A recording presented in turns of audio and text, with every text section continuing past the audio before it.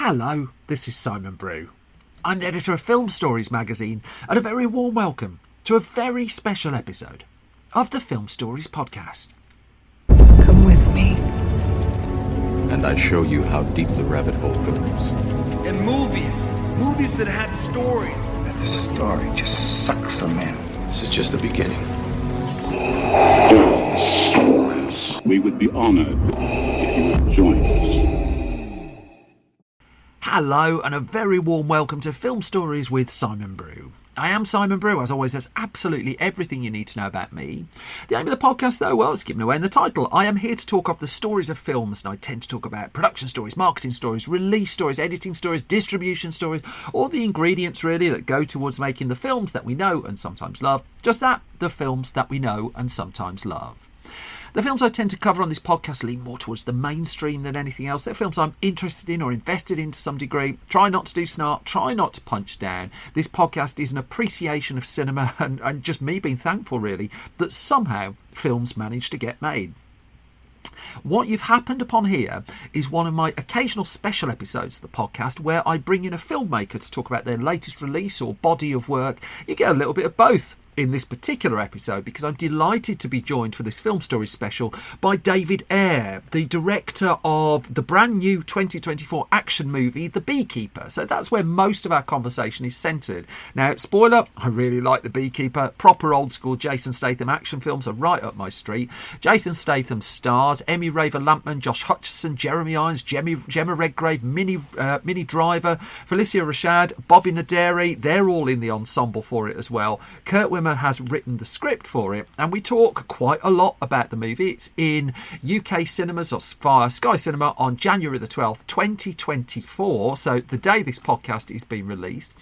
We touch on a couple of other films that David Ayer has been involved in. I talk Fast and Furious very, very briefly, but not directly. I mentioned End of Watch from 2012. We dance around 2016 Suicide Squad. I didn't really want to go deeply into that because I think lots of people have already done that.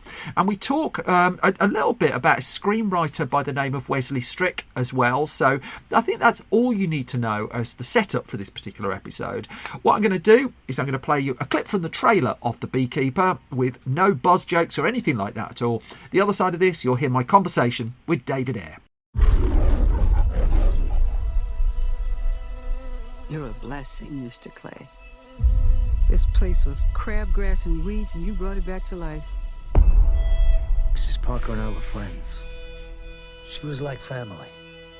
She was the only person who ever took care of me. I just got a message saying that there's a problem with my computer. Yes, ma'am, we got this. Yesterday, she shot herself. This is private property. Do you know what they do here? Scamming the weakest in our society. Buddy, I'm counting to 3. 1, 2, 3. There, I did it for you. I'm gonna burn this place to the ground. Will you stomp his ass out? That was a clip from The Beekeeper, and I'm absolutely delighted to say that its director, David Ayer, is joining me for a Film Stories podcast special. Hello, David Ayer. How are you today? I'm doing great. Thank you. Thanks for having me.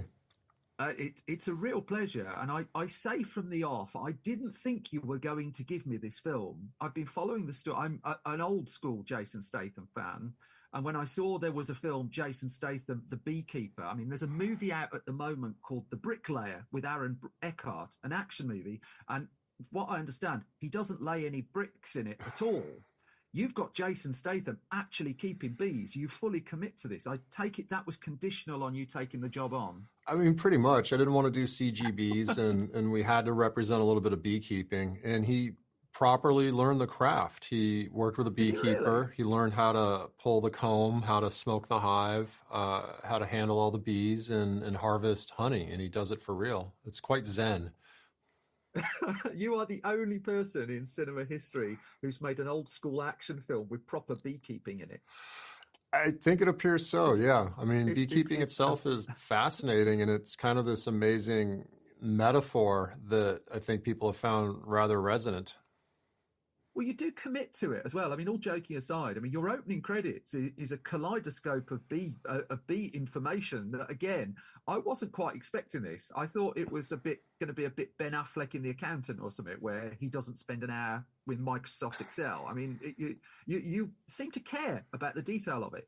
Absolutely, and it's also a little bit of world building and mythology. And when you look at the roots of beekeeping, and I think Jeremy Irons says it in the movie, is, without beekeepers, there'd be no bees. Without bees, there'd be no agriculture, no civilization. So it's really the foundational job of everything that surrounds us. It is still an absolute joy when Statham just looks at the camera and just says, "I keep bees," though. In the midst of all of that, it works, and you believe him because he can do it. He can keep bees. And I think the first day with him was when we shot a lot of the beekeeping material, and the crew was a bit surprised to see how committed Jason was and how dedicated he was to the process and how serious he took it. And you could feel it. You can feel it on the film. You can feel that he did connect with it. Yeah. Well, he connects with lots of people in the film physically as well. Yes. I will come to that shortly. But can I ask about your entry point here? Because as I understand it, this was I was following it for a while, and this was a moving project before you came aboard. And I think you had 4 months, if I've got the timing right, between you coming aboard and production starting. So can you just take us into how you got involved and how you spent that 4 months? Absolutely. I got the script from Miramax, and it, as a director, you look for a few things, and one of them is, character, obviously, and then structure. And there's this amazing plot structure in Kurt's script that kept compounding and compounding. You get a script and you have certain expectations. It's going to be this, and it blew through all my expectations, and combined that with sort of the beekeeping mythology and this world building that was present, and it was an easy yes.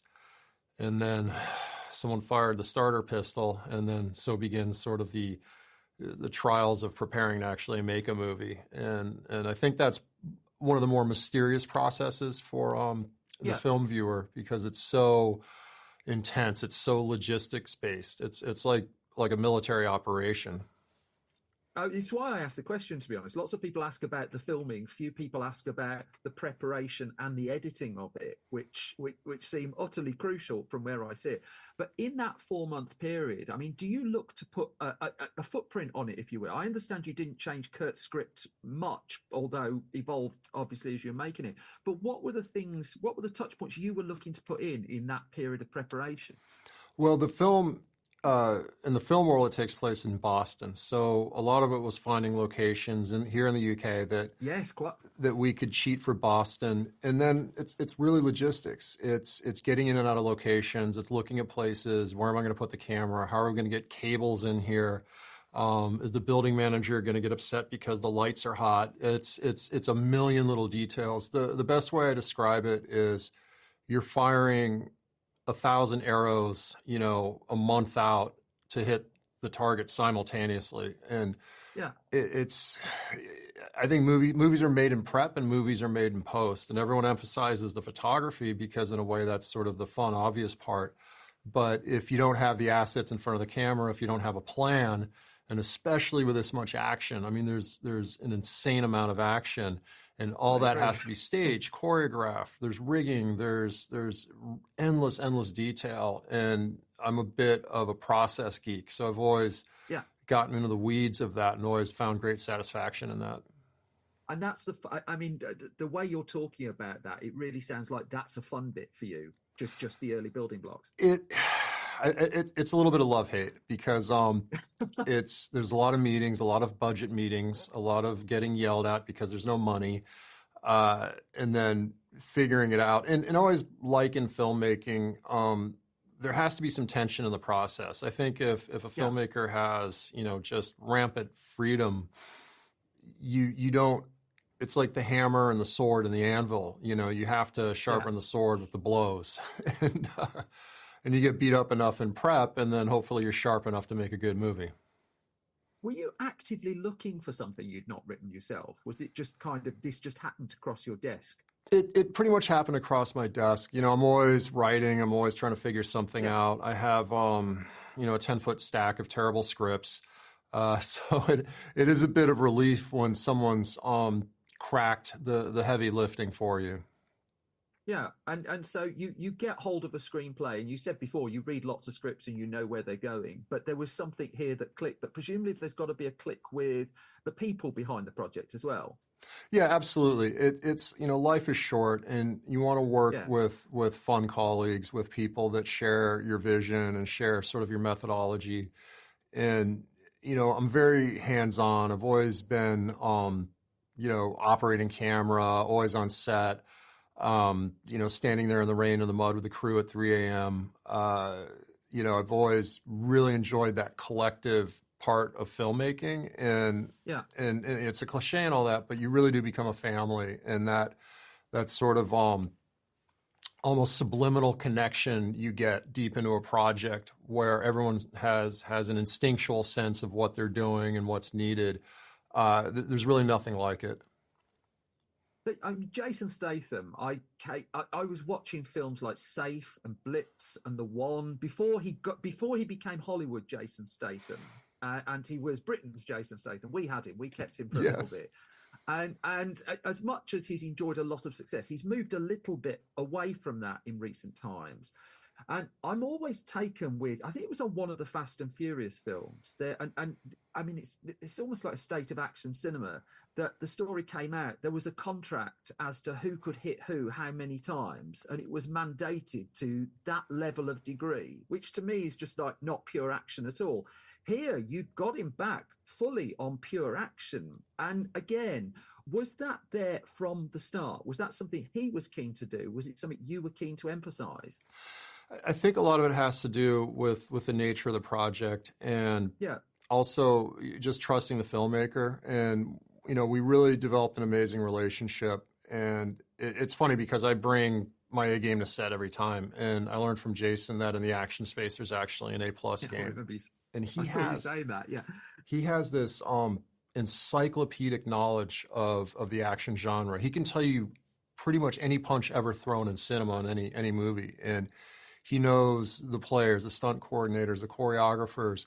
He has such an awareness of body motion and kinetics, and then you combine that with his athleticism, his history as a martial artist, as a fighter, and that he does his own stunts. And normally, when you're blocking and developing action, you're always trying to protect the fact that it's not the actor. And so in this case, I was able to line up shots and really capitalize on seeing his face and connecting to the action and putting him inside the action. So that was an amazing pleasure.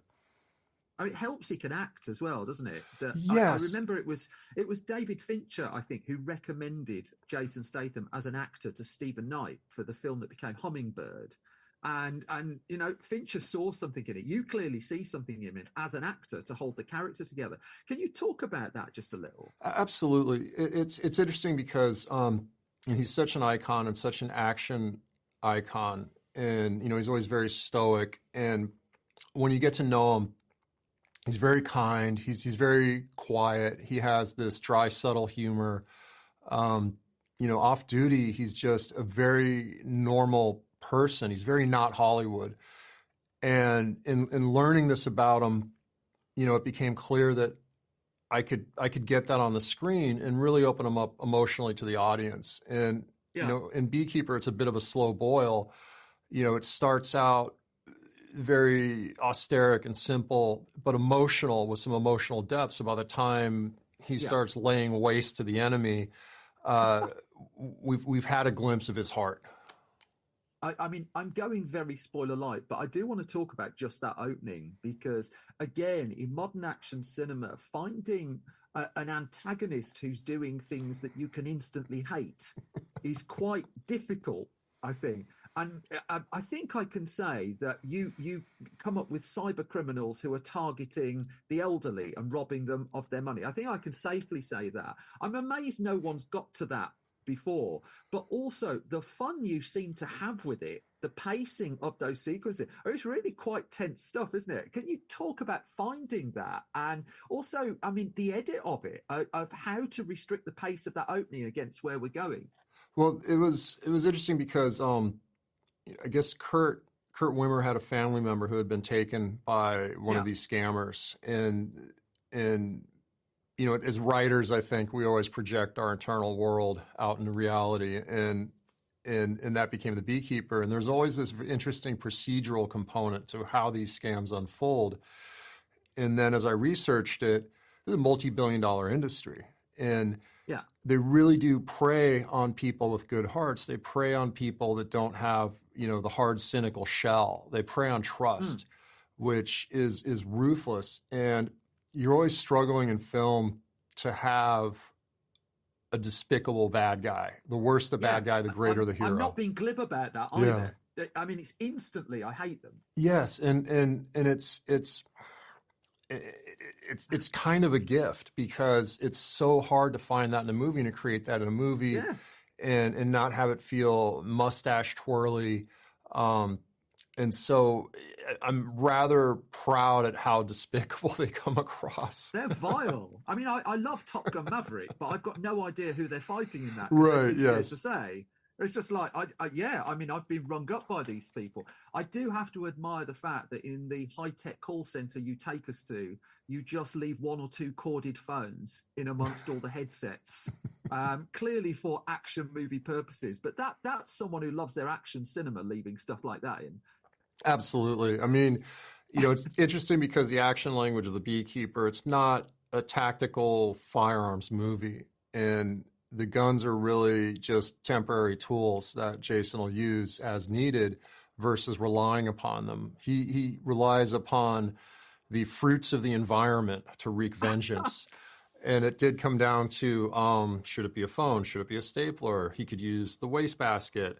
Oh, let's use a computer in this moment. So it was kind of fun to come up with terrible ways to use common objects. Well, you use the F word there. And I mean, films such as End of Watch, films such as Fury, the stuff that you've written and poured your heart into before, this feels like a tonal shift to me. This feels like you having an absolute blast and really getting into the spirit of it a lot as well. Is that how it was for you? Is my assumption wrong there? It's correct. And, you know, it was an interesting exercise for me because traditionally my films are much more intense, dramatic, a little bit dark. And I wanted to make a movie like the films that got me interested in filmmaking. So like, you know, Dick Donner's Lethal Weapon or Walter Hill's 48 Hours or Beverly Hills Cop or all those action greats, Die Hard. You know, these are the directors I studied. And when you analyze these movies, they do have these moments of fantastical action, but there's this grounded quality to the characters, and the characters can be quite fun, but also have a little bit of pathos. And so honestly, I didn't know if I was going to be able to pull off this tone. And it was scary in the beginning. And as I moved through and learned to trust myself in this space, I got more confident at it. And I feel like, you know, there's a lot going on in the world today, and what we're missing is that movie magic, the escapism, the let's go to the cinema, let's forget our problems and really enjoy ourselves and then come out of it satisfied. You talk about the tone there. I wonder if this started to open up or scratch a comedy itch for you, because you talk about some of those action films there, and one of the things they all have in common is actual supporting characters who you want to see on screen. And I think they're a little bit lost now. But you've got this double act in here of Bobby Naderi and Emmy Raver Lampman. Yes. And I always think the test of supporting characters is, crikey, I'd love to spend 2 hours in their company as well. And what they're putting on screen, I don't want to spoil it because I just think we've not seen supporting characters in action movies done this well for quite a while. Wow. It feels to me. So Can you talk about the casting of them, the onset of that, and then the editing? How much you leave on the cutting room floor of them to just keep us wanting a bit more of them? Yeah, absolutely. I mean, that was key for me because it's part of that tonality. And when you look at Emmy's role in the film, she's really the moral center and sort of represents, the institutions and the institutions that are kind of struggling to, police reality these days. And, you immediately sense as a person with a good heart and a sense of purpose and mission, and to counterbalance a little bit of a gravitas, Bobby Nadiri, who's just an amazing character actor. And I love Bobby because he has this everyman kind of world-weary quality, but he's still optimistic about life and a little bit hopeful. And so finding the right balance, the amount of humor, the amount of bee puns, there's a lot more bee puns that didn't make it in the movie.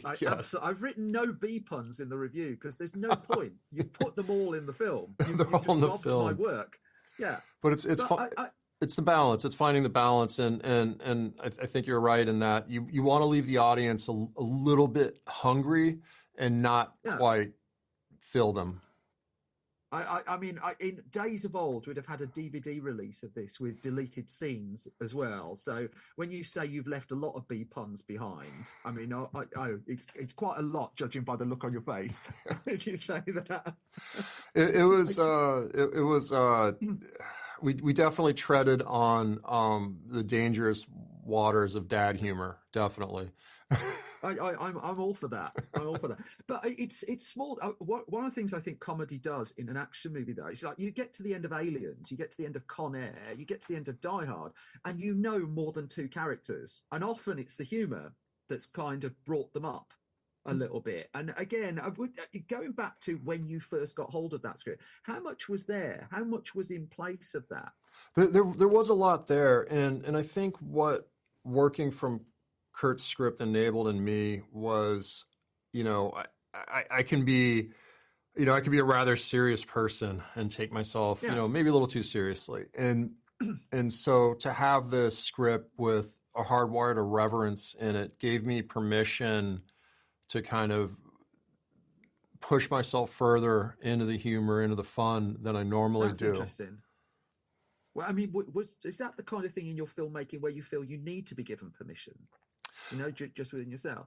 I think so because because of my background and how I grew up and the military and the streets of Los Angeles and all these very sort of grim, serious environments. And again, I'm a process geek. I'm very procedural, and I'm always erring on the side of reality. So to have someone who can throw the fun grenade in the room for me, it was actually very useful because then I adopt that to my tone and tenor, and it ended up being a really good alchemy. I'm kind of wary of asking too much more about the film directly because if you can't tell, I had so much fun with this. I've been waiting for Jason Statham to do a film like this again for ages. I didn't know it was going to have bees in it, so I'm very, very happy about that.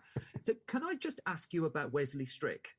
Oh, of course, because I read the letter that you put out in 2021 about your background, about the way your career changed. And there's one line in there that I think a lot of people have missed about Wesley Strick, brilliant screenwriter, of course. But you didn't really explain in that letter how he changed your life. It's almost like you give the impression that he saw your writing and believed in you. But how did he see your writing if you weren't in that world at all? Why was Wesley Strick so important to you?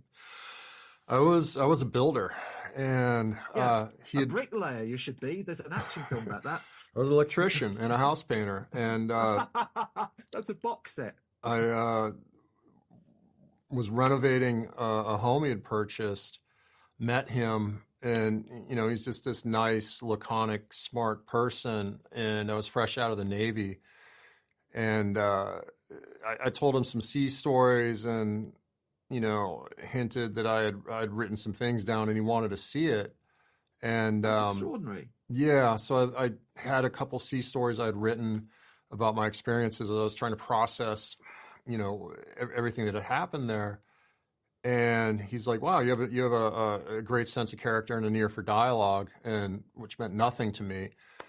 But he encouraged me to write a script, and I became friends with the family and actually lived in his guest house while I typed out on a typewriter my first screenplay, which, was a little turgid and not that great, but there's some people recognized in the execution that I had some kind of talent that I myself had no idea I had. So it got me meetings and more encouragement to keep writing. And I just kind of kept at it. And, having that military discipline and mindset from the submarine force, I just kept at it, got incredibly discouraged because I was trying to write what I thought the industry wanted. And then, so I just wrote one for me about the truth of the world that I had seen, and I wrote Training Day. It's extraordinary. I mean, just to acknowledge the generosity of the man at that point, just to take the time to read your words. No disrespect to you, but changed my life. It's my greatest aspiration at the time was to have an electrical contract company and own a truck. I mean, that was the sum total of my aspirations. So ending up in this life, thanks to Wes, was just extraordinary. I'm amazed no one asks you about that. I just think that's it. So who paints your house now? Does the person who come and paints your house, if they say they're a writer, are you actively looking for people? If I say that, actually, people will flood your way. Let me rephrase it. But is that the thing? Are your eyes open? Does it open once you've been through that experience yourself? Does it give you an appreciation that talent doesn't necessarily come through a narrow funnel? Absolutely. It's not where you come from. It's really about where you can get to. And, because of where I grew up and how I grew up, I found that I've been an inspiration to a lot of people who may not otherwise have access to the business. I'll be honest, at the time, a lot of people who enter in the film business, they come from backgrounds of wealth and privilege. And so you're taking basically entry level jobs in the film industry, but you have to have a car, a house, you have to have the clothes, you have to have the money to spend on the drinks and the socialization. And, for people from low income, or disadvantaged backgrounds, they don't have the resources to hit that on-ramp like other people do. So, I am always trying to encourage people to give it a shot. I'm terrible at painting houses, so I can't come and do yours, I'm afraid.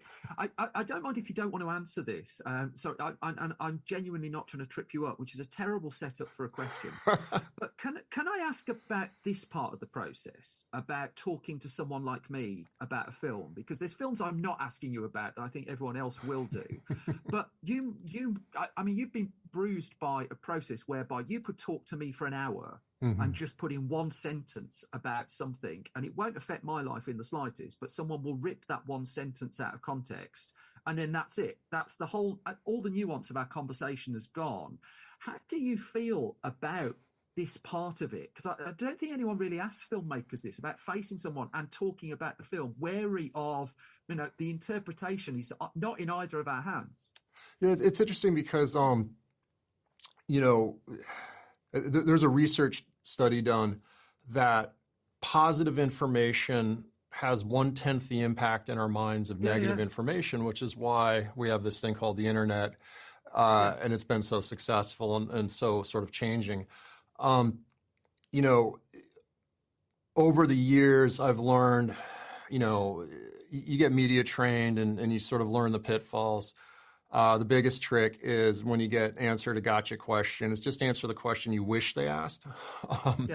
But it's I've gone through several cycles of having the world media gang up on me in pretty awful ways. I've spotted this. And it's interesting because the person they're depicting is not who I am. And what they represent me as couldn't be further from my ethics, my morality, what I represent, how I see the world. It's quite awful. I've actually made peace with that. but I just, I charge forward as a filmmaker. I want to share my work with people, and there's a point, and not anymore, because once you go through it a few times, you kind of get used to it. Initially, it was absolutely terrifying.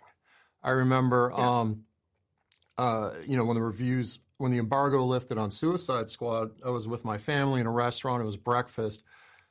I'm on Twitter, and I'm just watching this vitriol, personal attacks. I'd never seen such incredibly personal attacks against a filmmaker like that. And it left me reeling. It left me wounded and confused, and really started this interesting journey personally as, who am I? Why am I here? What am I doing? What am I about? And why is this happening? And I think it's just part of, when you put art in the world, you invite that conversation, you invite the criticism, you invite the feedback. So it is part of it, but it is brutal. It is brutal. Yeah, and so does that? I mean, let me be the person who doesn't ask about that film then, and then said you said it's giving you a greater understanding of who you are, and people weren't interested in who you were. So who are you? I mean, it's a really simple question, but it seems a good place to end.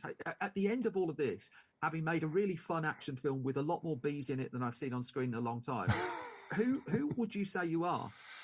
I'm not one thing, I'm complex.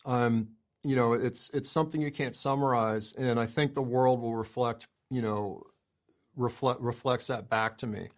I've always honestly struggled with identity, I grew up, in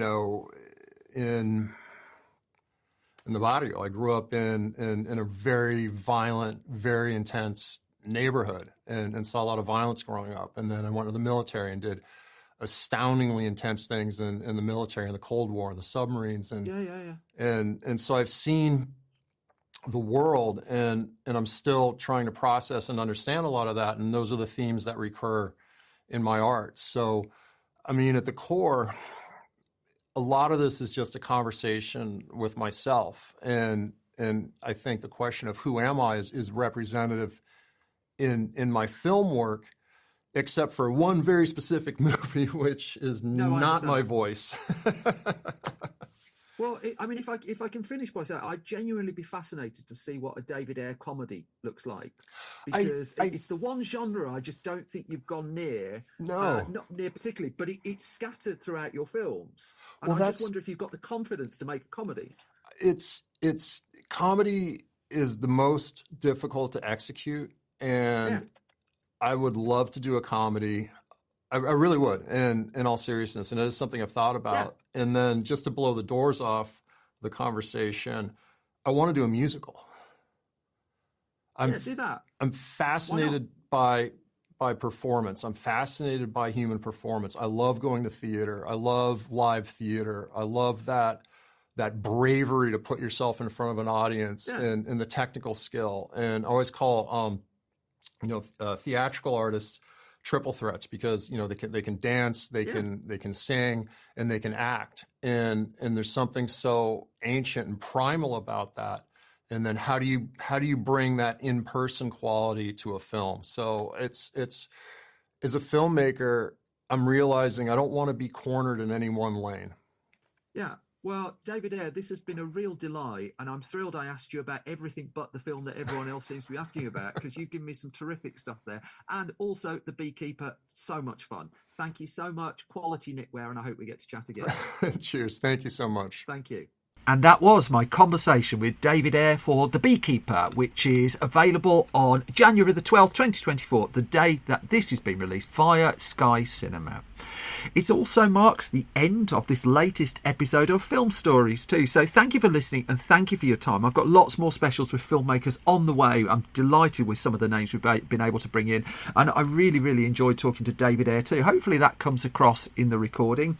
If I've not bored you, you can find more from me on Twitter at Simon Brew. I'm on Blue Sky at Simon Brew as well. Film Stories is there at Film Stories. We're at Facebook, facebook.com/filmstoriesonline. Filmstories.co.uk is our website with news, reviews, features, all sorts there. If you go to store.filmstories.co.uk, that's where you can find Film Stories magazines for sale. Lots of them as well. We're really committed to print magazine publishing, and I think, well, we're currently doing the UK's biggest film magazine and also the UK's only regular film magazine for young film fans. So again, really proud of those. If you like this podcast and want to support it financially, if you head to patreon.com/Simon Brew, you can do so there.